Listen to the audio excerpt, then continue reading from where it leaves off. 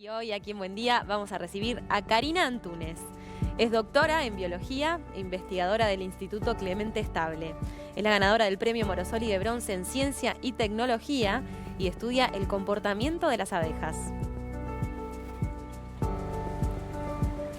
¿Cómo te va? Gusto recibirte. Muchas gracias. Confieso que estaba en primera fila del Teatro La Valleja cuando recibiste el Morosoli y me encantó el entusiasmo con que hablaste de tu trabajo con las abejas. ¿De dónde surge eso? Muchas gracias. La verdad que creo que lo que más me gusta del trabajo, más allá de las abejas, es el trabajo en equipo. Que yo aprendí muchísimo de las abejas gracias al equipo con quien trabajo. Siempre es una gran metáfora de las abejas, ¿no? Es que sí, hay tanto para aprender de ellas. Esa organización que tiene, es real. Es real y es anteponer el bienestar individual, anteponer el bienestar de la colonia, de la familia, al bienestar individual. El trabajo colectivo pensando en el bienestar de todos. Lo que me ha llamado también la atención, Karina, que en los últimos tiempos, y después buscando información, la producción se encontró con que no es de ahora, entonces también es más preocupante, que es lo que se llama el síndrome de desaparición de abejas en el mundo. Sí.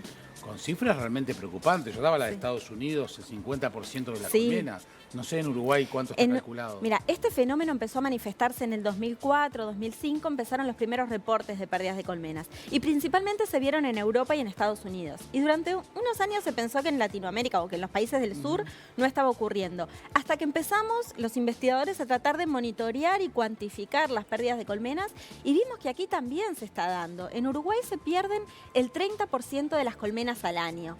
Este es un dato en el que estamos trabajando desde el año 2013. Nosotros estamos haciendo el monitoreo continuo y todos los años es igual. Se pierden cerca del 30% de las colmenas.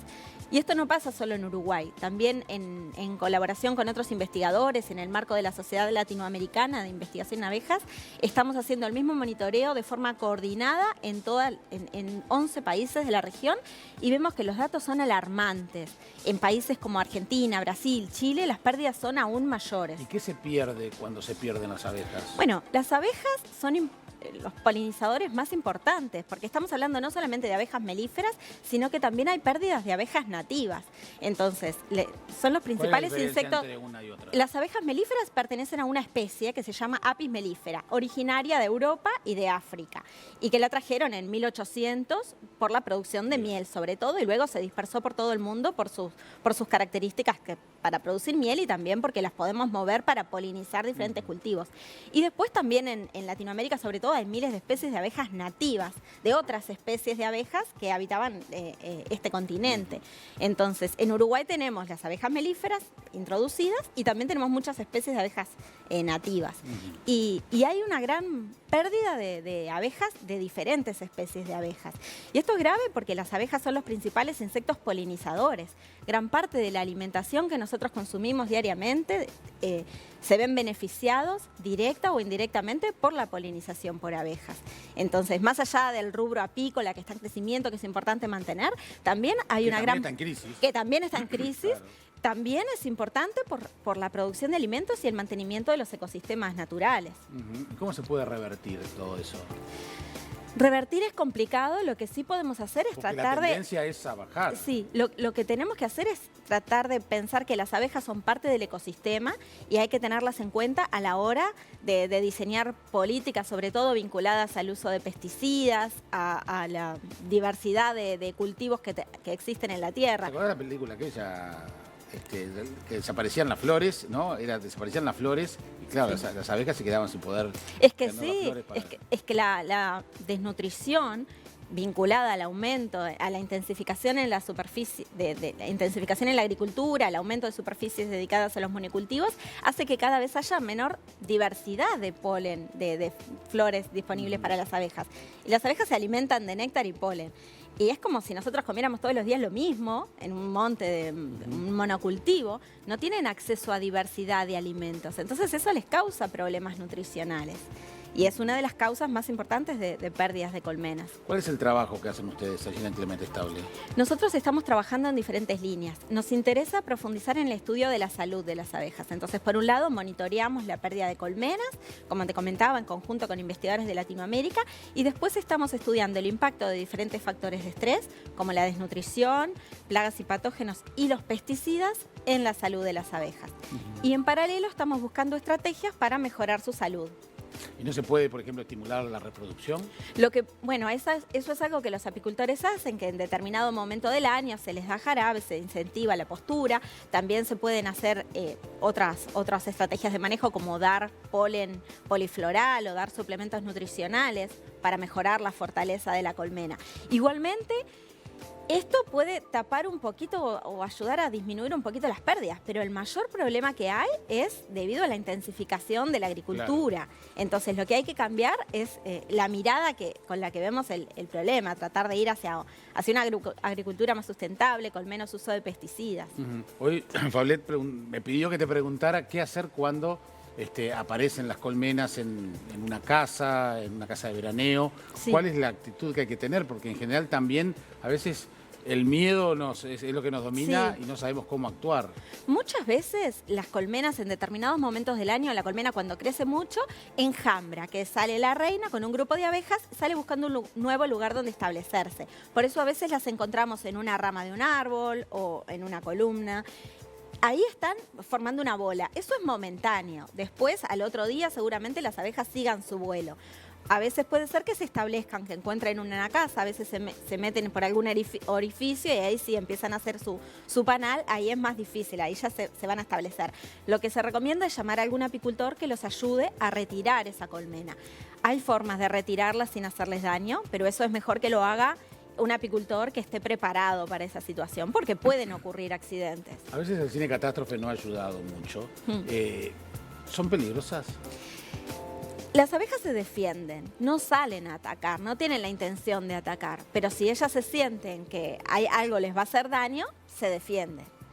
El peligro no está en la abeja en sí, sino cómo tu cuerpo reacciona. No, pero porque también es importante aprender, digamos, ¿no? Sí. ¿Qué hacer, cómo actuar? Porque depende del cuerpo. A mí me pica una abeja y no me pasa nada, pero puede ser que otra persona sea alérgica y tenga una reacción mucho mayor y sea eso lo que le cause más problemas. Entonces todos somos diferentes, nuestros cuerpos reaccionan de forma diferente a la picadura.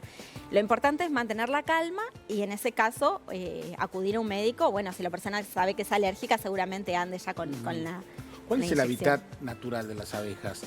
¿Puede ser un fondo de una casa en el medio de la ciudad o necesariamente es el campo? No, las abejas se pueden adaptar. Las abejas melíferas, hablamos de la Apis mellifera, que es la especie que más conocemos, pueden estar en cualquier lugar, porque ellas donde tengan néctar y flores disponibles, que pueden ser en los jardines, también pueden estar en O sea que perfectamente en un jardín, sí, en la ciudad.